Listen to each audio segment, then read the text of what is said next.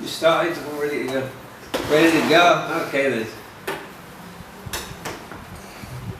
So, although the other day we talked about the precepts, this is the first, the actual Dharma talks as such. Buddhism's quite unlike other religions because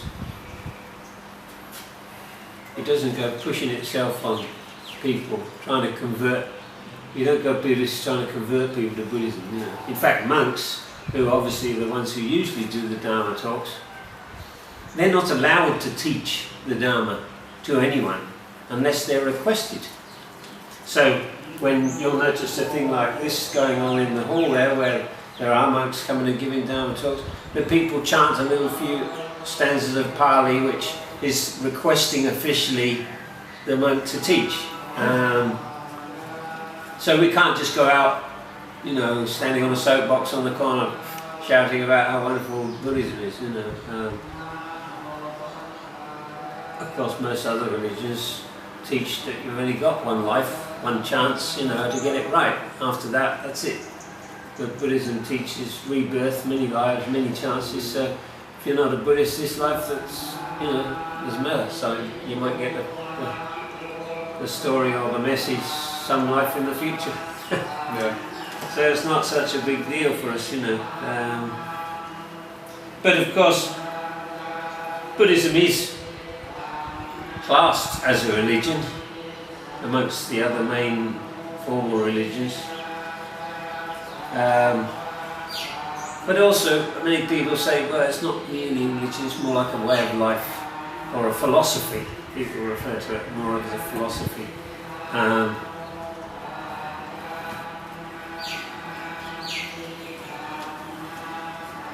The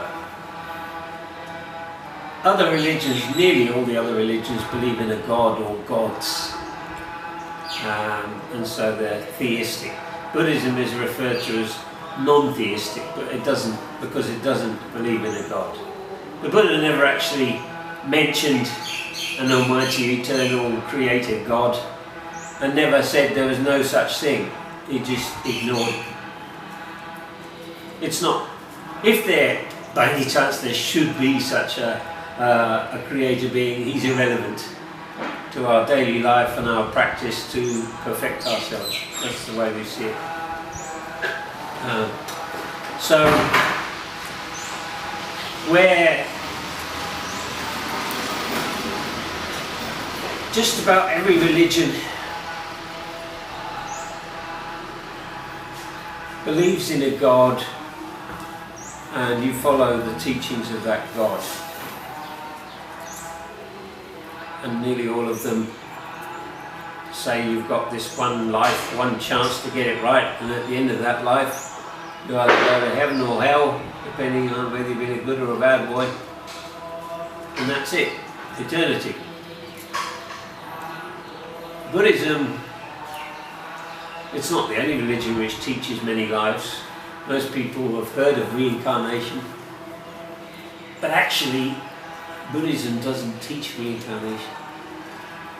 The religion that was around when it started, the present Hindu, Brahmin kind of religion, they have a version of reincarnation, but the Buddha taught that that version is not correct.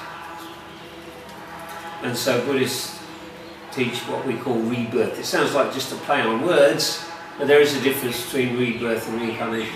So for us, we have many, many lives. Not only us, all beings in fact. All beings in all the realms. Because we see life as a constant cycle. There's a word, a Pali word called samsara, which is for this constant cycle of life and death. And we said that there are 31 realms existing, from the hells up to the heavens, and beings existing in these realms going up and down from different level to different level, depending upon their karma they're creating in their lives. So, and another thing Buddhism teaches is that the past is infinite, the future is infinite. No beginning, no end. So therefore we have always existed in one form or another. So because of this beginningless time, we have been living always in these 31 realms. Because we're trapped in this 31 realms until we escape to what the Buddha refers to as nirvana. We haven't escaped yet. We're still born. So we're still in this cycle.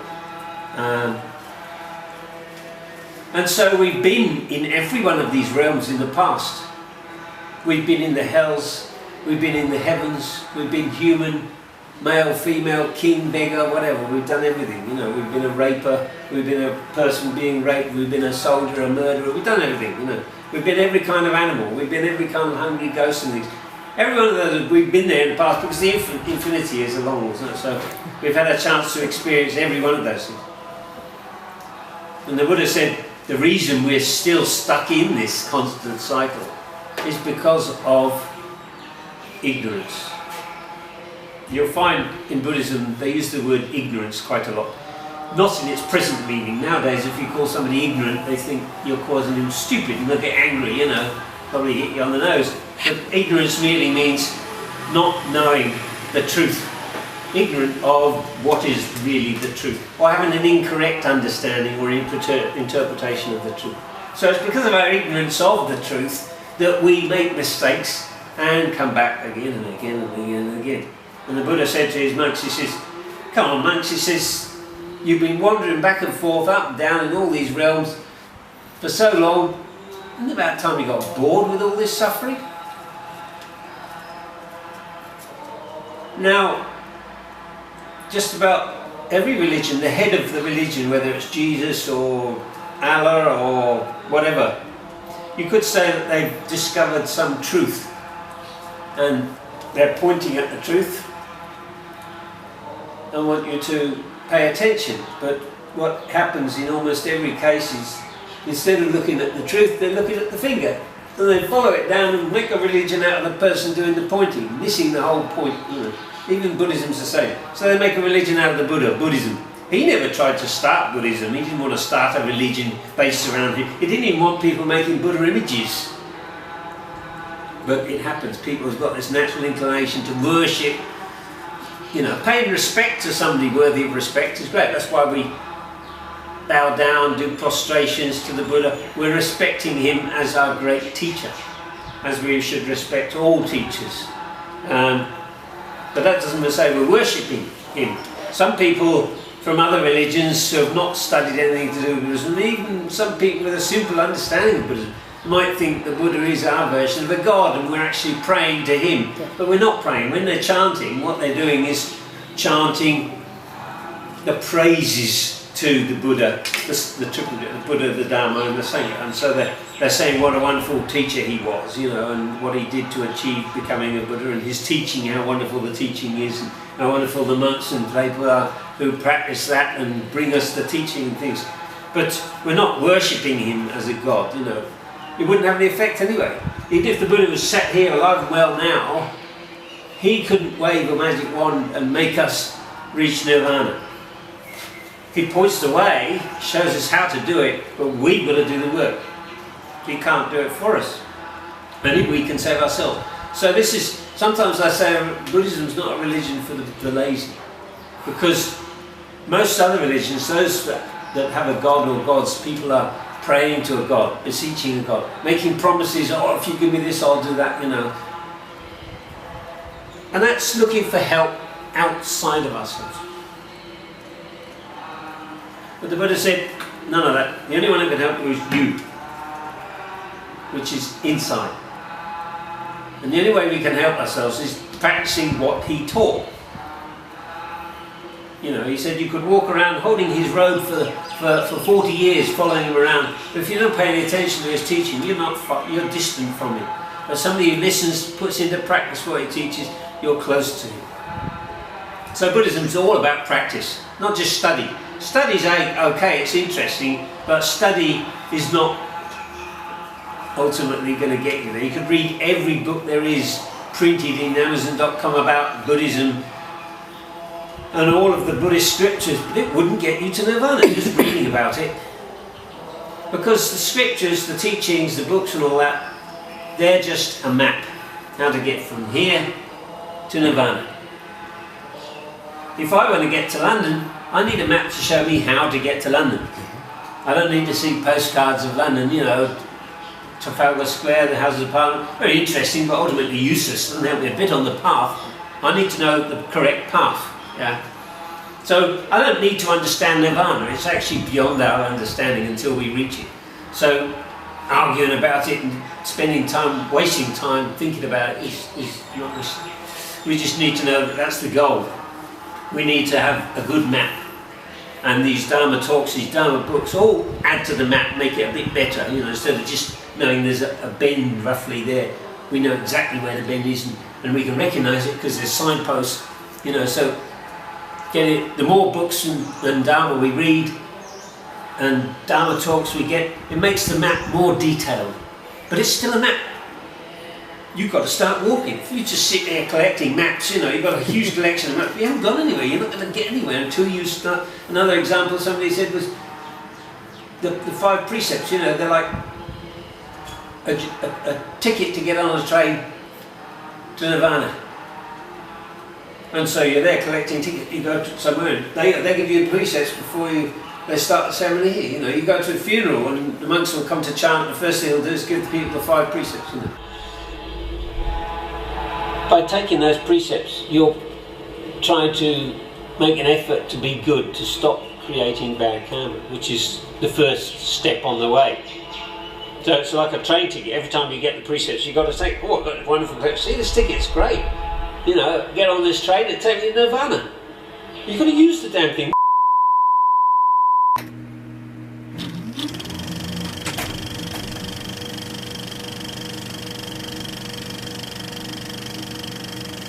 Yeah.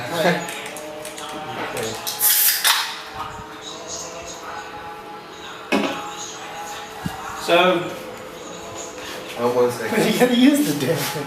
That's where we left off. well, I'm glad I got that though. I needed to get that point. That was really good. Yeah. Alright, hold on a second. E, can you make sure, try to get it back to where we had it before? Yes, sir. Moved and tightened. the other one's still running. Yeah, the other one's been going.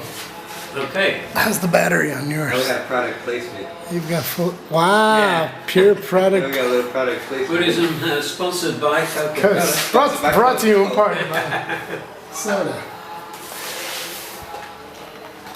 Well, you've got the Thai version there, obviously. Yeah. Coca-Cola. So, as you say, the study's not the main thing, the practices. Of course, when we start to come to Buddhism, first of all, most people coming to Buddhism, like foreigners, are converting from some, they've been brought up in some other faith, so they're interested in Buddhism or actually determined to become a Buddhist or something. So they're doing a lot of study, reading Dharma books and this. But it is just study, it's not the practice. Once we know enough about how to practice, we should put the books down and start practicing. We will learn more from the practice itself. I mean, we can still look at the books occasionally and they can guide us. It's better to have a teacher, but not everyone can have a teacher, you know. You can ask questions to a teacher, you can't ask questions in a book. But on the internet nowadays you've got many resources, you know, forums and things, and if you do know a teacher you can ask questions by email or even chat on things like Skype. So the opportunities now are much better than they were. But you need to check up on your progress, but the practice is the main thing. As far as I'm concerned, there's 2 main aspects, most important aspects of the practice. The first one is keeping those precepts, at least the 5 precepts, as well as you can, because those are preventing you creating bad karma. And then the second is the meditation. The meditation is the most important part of the practice. Chanting's interesting and good, but it won't get you to nirvana by itself. You could chant your whole life away, but it won't get you to nirvana. It might refine your spirit and make you, put you on that level, but it won't it's not enough by itself. You've got to do the meditation. And we say that the Vipassana meditation, which is mindfulness, is the one we have to practice. That's the one the Buddha taught. So, the Buddha didn't start the religion of Buddhism. What he did was he taught what we call the Dharma. In Thai, they call the Dharma Dhamma. And their name for nature is Dhammacha, which points out that Dharma is just nature, natural laws. So if it's natural laws, these laws apply all through those 31 realms on this earth, but they also apply throughout the universe to all beings. Whether you believe in them or not, whether you understand them or not, whether you know about them or not, they still apply. Not knowing is no excuse. You know, not knowing, you're going to make mistakes. If I went to America, I'm English and used to driving on the left, you know, and here in Thailand we drive on the left. If I went to America, I started driving on the left and had an accident. The policeman said, "Hey, you're supposed to drive on the right." "Oh, I didn't know." Sorry, that's no excuse. Right. Ignorance is no defence. You should find out. So we make these mistakes, but it causes us to come back again and again and again and again because we don't know. We don't know the truth. Now, the Buddha, he teaches the truth. But our chance to learn the truth is so tiny because Buddhas are very rare indeed. And in fact, even the chance to be born human is very rare and precious indeed.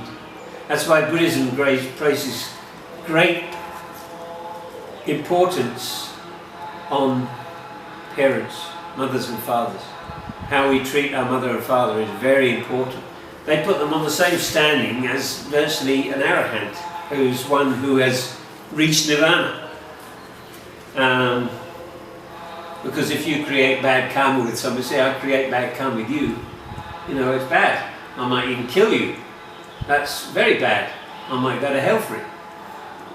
But if you kill one of your parents, you are guaranteed, you know, do not pass go, do not collect $100, go straight to jail. You will go to the deepest hell for an eon, which is a huge long period of time.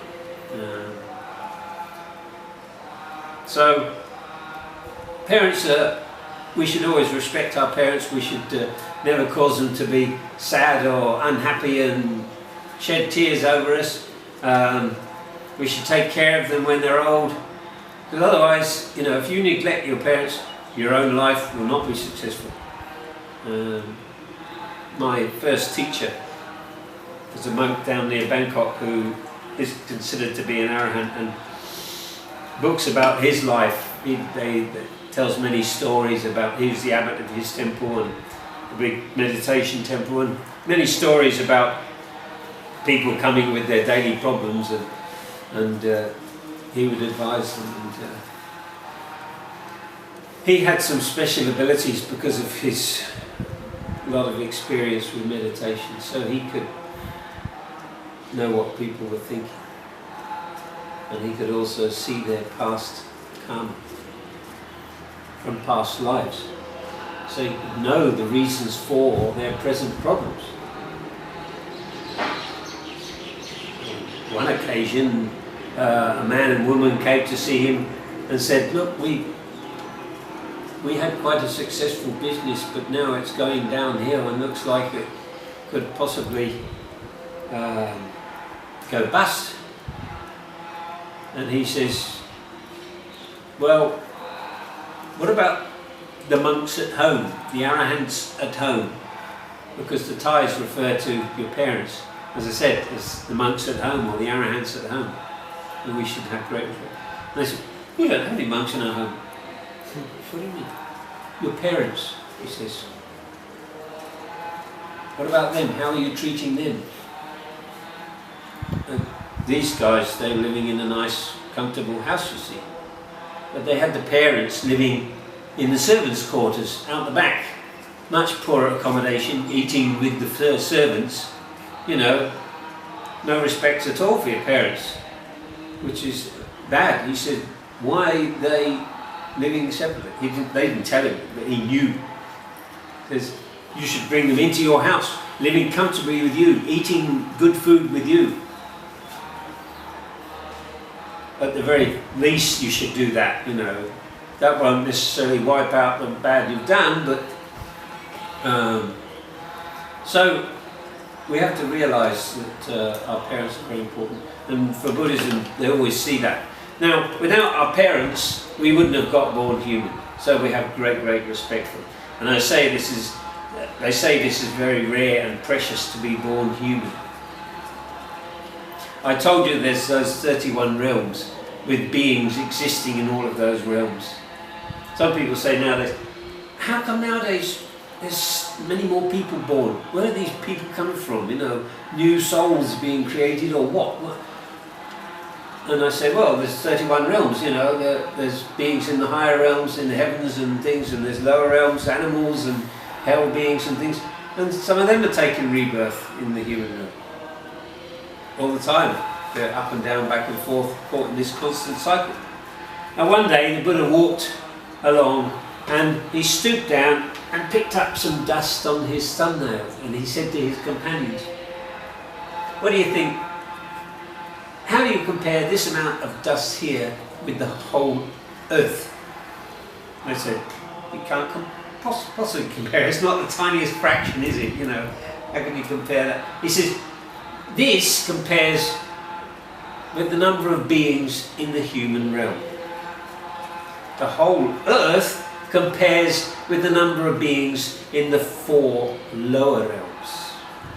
You see this thing here, there's this little chart that shows you the 31 realms. So you've got the human realm there, number 5. Below that, the 4 realms of misery, suffering. Animal realms, hell realms, hungry ghosts and demons. And so the whole earth is all the beings in those realms. Whereas that tiny amount of dust was the being in the human realm. Above it there are many realms, the heaven realms and other higher realms.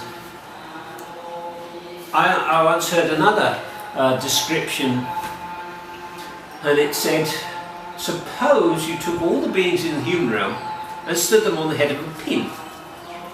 Then the very surface of the globe would be covered by beings in the higher realms. But if you then took all those beings from the higher realms and then stood them on the head of a pin, the surface of the globe would be covered by beings in the lower realms. So you see, the human realm is the tiniest one of all. And it's the most important, it's the best realm to be in. Although some people think heaven's the better one because it's more comfortable, there's no suffering. And very long lifetimes, you know. But there's still lifetimes. Everything which is born must die. Every lifetime, whether it's a lifetime like a mosquito of a couple of days, or a lifetime of a being in the higher realms, which is thousands of eons, it's still a lifetime, and it eventually comes to an end. Even the beings we call gods, like the Brahma, who's the chief god of the Hindus, or the Indra and other gods, we refer to them as gods, but they're not the capital G creator, all-important, you know, mighty, important creator of the universe, God, but they are God. They do have creative abilities and they have special powers, but they're still caught in the same trap as everyone else. When their time is up, they will then take rebirth in these lower realms, and it all depends on your karma. Where you go, you see. Not only the karma you've just created in this present life, but past karma. You can't remember your past life, so you don't know how much karma is. So we've all been going up and down, back and forth, creating karma. You know, you can imagine it's like a bank. In a bank account, your money's either in the black or in the red. Can't be both at the same time, can it? Cancel each other out. But karma's different. It's like 2 separate bank accounts. One for the black, one for the red. And they don't cancel each other out. So we've all got accounts with good and bad karma. The good karma brings a good result. The bad karma brings a bad result. But they don't cancel each other out. So doing good karma now, it's not going to wipe away the bad karma you did before, earlier in this life or in a past life. But there are ways to escape. If you get the message, meet the Buddha's teaching, are very fortunate enough to meet the Buddha's teaching and put it into practice, you can get on that way, on the way to, you can start journeying on that map towards nirvana, and you get to a certain point where it's a point of no return, there's no falling back, you're in the fast track. Oh, okay. And then you're guaranteed to reach nirvana very, very shortly. But I'll come back to that later on. But then, of course, once you reach nirvana, you're no longer reborn, so past karma is all wiped out. It doesn't have a chance to have an effect. So the Buddha's teaching the Dharma. He's not creating the religion of Buddhism. And as I say, it's a natural law. Natural laws which affect all beings throughout the universe. So, now you look at another natural law, gravity. Gravity affects all beings, doesn't it?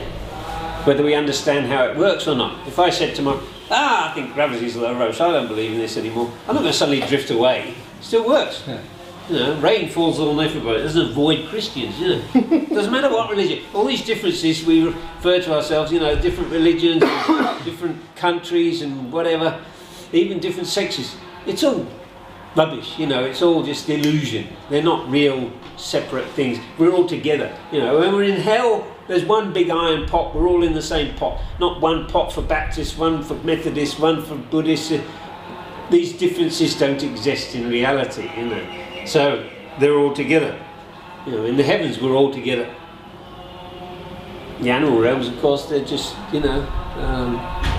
So we've been in all those realms, and we're still stuck in the same cycle until we get the message. And I said it's very rare to be born human, but it's even rarer to be born human and to meet a Buddha, because Buddhas are very rare indeed. And they don't they don't become Buddha just in one lifetime. Their final lifetime they become the Buddha, but they have been practicing and leading up to it, perfecting themselves over countless billions and billions and billions and billions of eons from the time they first decided they wanted to become a Buddha. The time scale of Buddhism is actually absolutely huge and mind-boggling.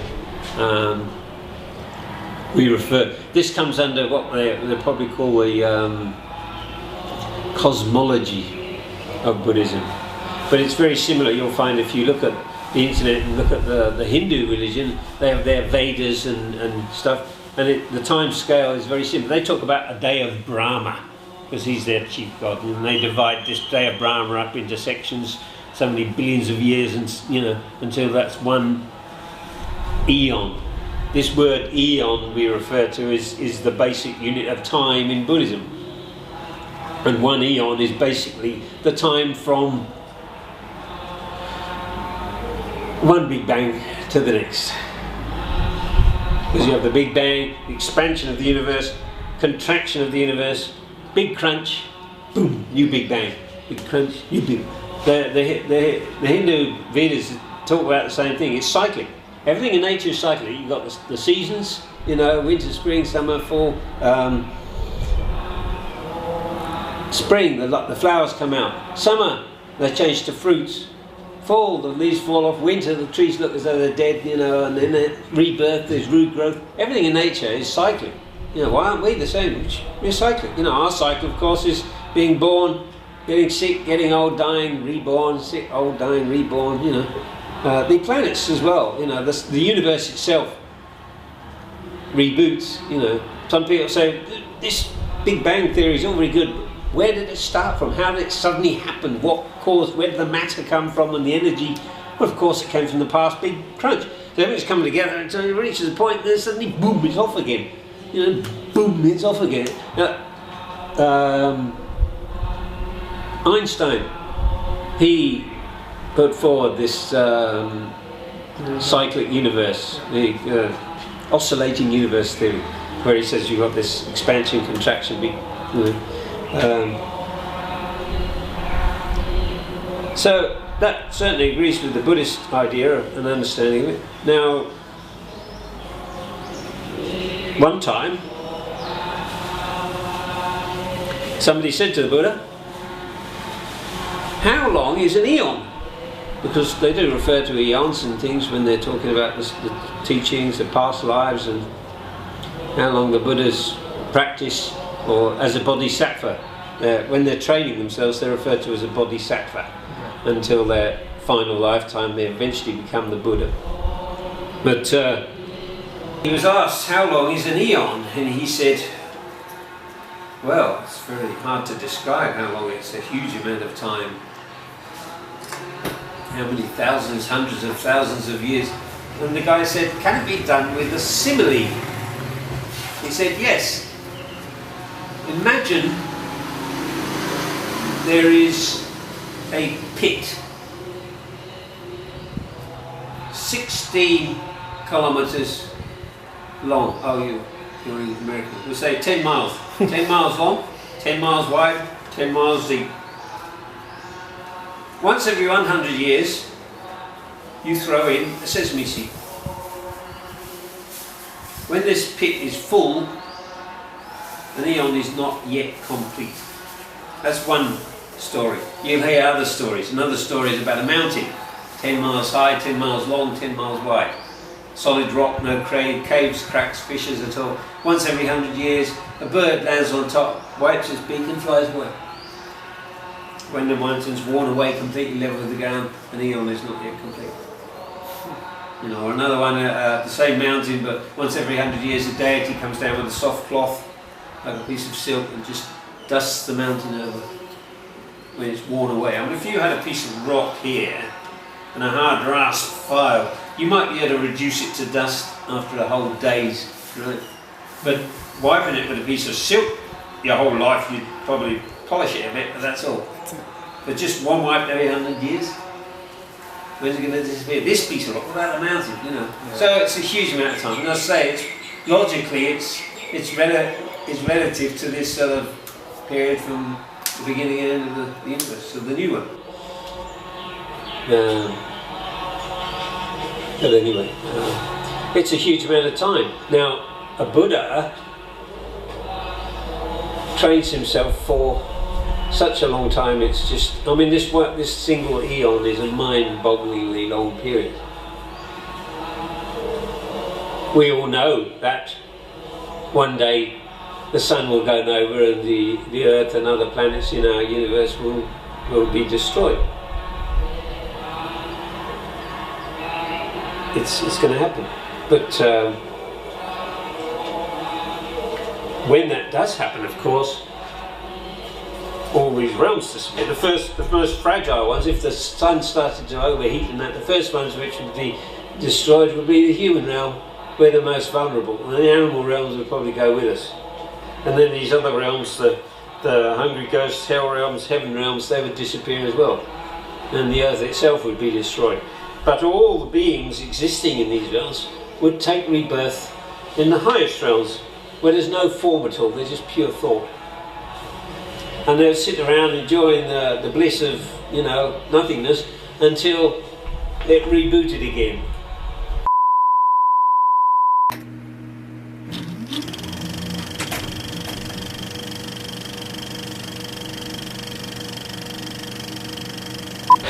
Yeah. So, sorry about that. That's alright, no problem. You start again, have you? Have you recorded?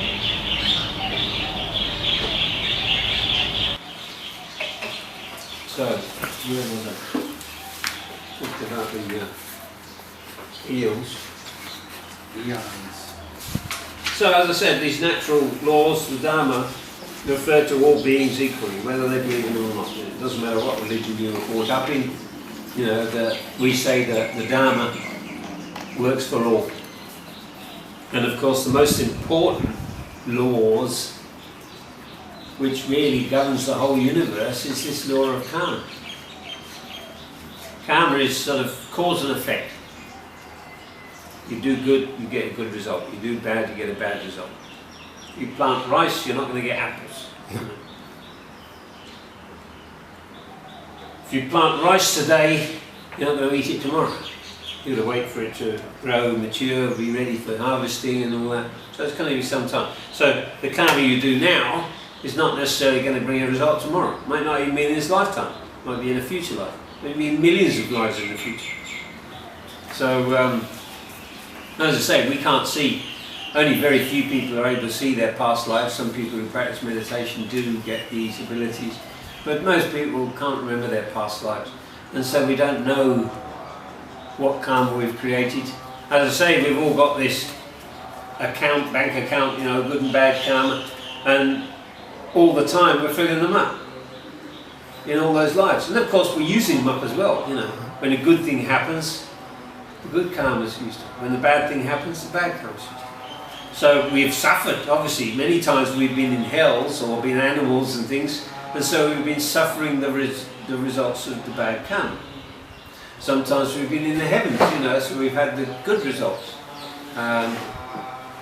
We say the human realm is the best because it's the best chance to learn and meet the Dharma, meet the karma. In the higher realms, the heavens, when the Buddha's here, they do get a chance to listen to his teachings, you know.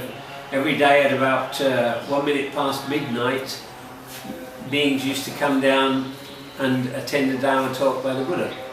They would arrive and appear and encircle him 3 times, paying respect, you know, going clockwise. Buddhists always go clockwise, keeping the important thing on the right hand side, and then settle down quietly, no chatting, gossiping. They would listen to the talk and go away. So when he's alive, they get this chance to receive Dharma talks. But then when he's died, he's gone, they don't have that chance. They're caught up in all the pleasures and good life up in the heavens and forget it. Here in the human realm, even 2,500 years after the Buddha's gone, we've still got the Dharma, we've still got monks, temples, many chances to learn. So the human realm is the best. Animals have got no chance to learn the Dharma, no chance to make merit, do good karma. You know, very extremely rare occasions, maybe something like, you know, a guide dog for the blind or something is helping people. But generally, animals are not living close to people, they're only living in the wild, and they're just killing and being killed, you know. Yeah. So they're using up some of the bad karma that got them there, but they're also still creating bad karma. In the hell realms, the suffering is extreme, but it's relatively short. They actually say that being reborn in the hell realm is better than being reborn in the animal realm, because although the suffering is extreme, it doesn't last so long. Once you get caught in the animal realms, because they're mostly ignorant, they haven't got the high intelligence, they're often trapped in the animal realm for many, many, many thousands and thousands of lifetimes. So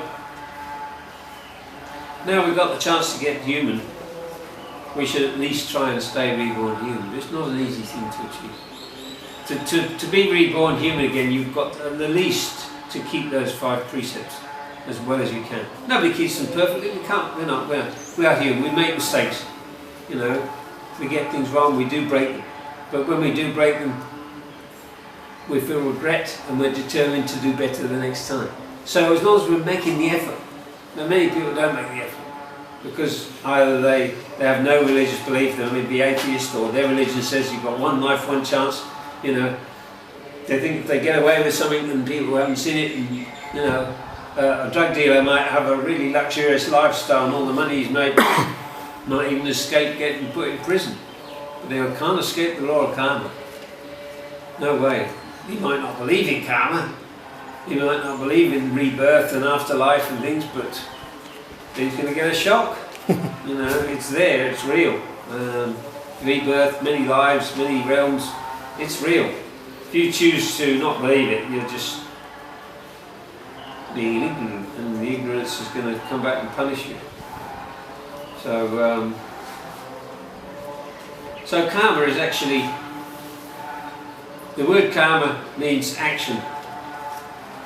So we are creating karma all the time by our actions and our thoughts. That's why we try and practice meditation. It helps to purify our mind, purify our thoughts, and help us get an experiential understanding of life.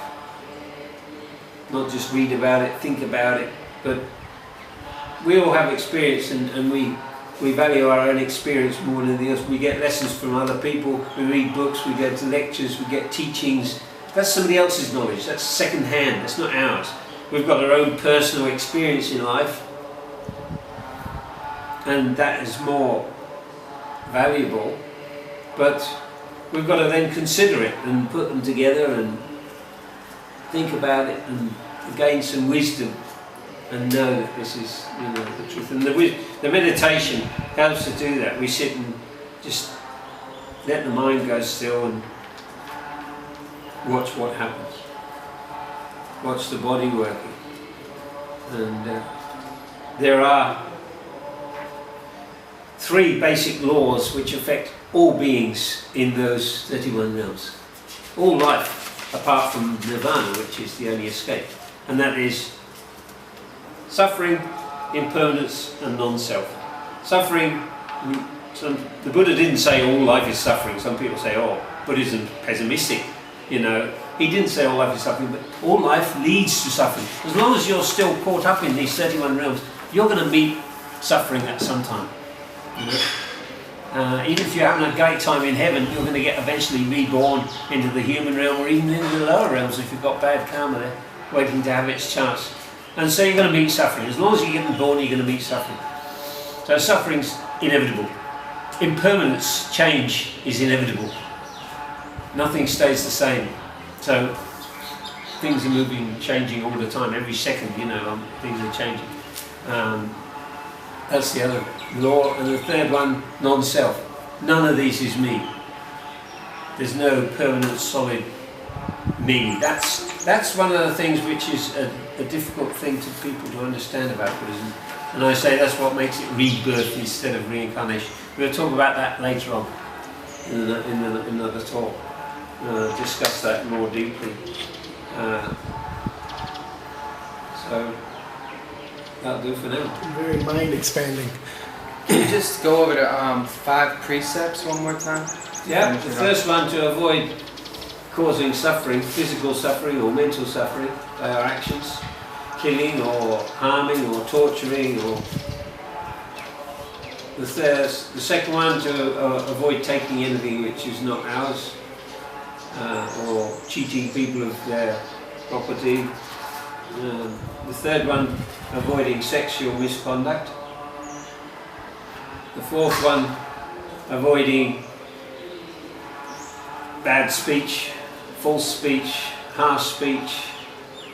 And the fifth one, to avoid alcohol, drugs, things which mind alter, mean you're not in control, you're not, it doesn't matter whether it's hard drugs, soft drugs, alcohol, any of them, they cause us to lose control. You might nowadays see many temples, they try and tell people to stop smoking. Smoking out tobacco is not mind altering, It's a craving, It is a desire, so if we're doing our best, we should try and reduce our cravings and desires, but it's not easy. You see monks, especially older monks, still chewing betel nut, or even arahants who've got there still do the same thing. So it's not harming anyone else, by doing it. But by being drunk or something, you often do cause suffering to others, don't you? Right. I mean, drug users, the drugs are expensive. They often have to supply their habit by selling to others or stealing or whatever. So those are the 5, and of course when you're on the 8, you've got the extra 3, not eating after midday, not entertaining yourself or decorating yourself, not sleeping on soft comfortable beds, and the third one changes to sexual abstinence, celibacy instead of, so no self-sex either, and that's the 8 precepts, 5 is the standard ones, which we should all try and keep as well as we Would shaving be considered beautification? No, shaving is Not complete shaving, but to shave just a portion of my beard. Well, you do it for comfort. Most people shave for comfort, not just for looking good, you know. But Right. I mean, a big beard is often hot and uncomfortable in it. Might be comfortable in Alaska, but you know, certainly I find since I was a monk, I like having a bald head, so I often have very short haircuts, and I don't like it when it gets long. It's more uncomfortable in this heat. So you're not doing it for beautification. Okay. Sometimes you'll hear people say intention is the most important thing in Buddhism. What you do is what the intention is. You know? Okay. You're not intending to do it to beautify yourself, but just for health reasons. That's okay. I say the soaps and shampoos and things, it's very difficult to find anything which hasn't got any kind of scent. Yeah. So you just, you know, you're not putting it on because you want to smell, but it's just you can't avoid using it any other way. That's all there is.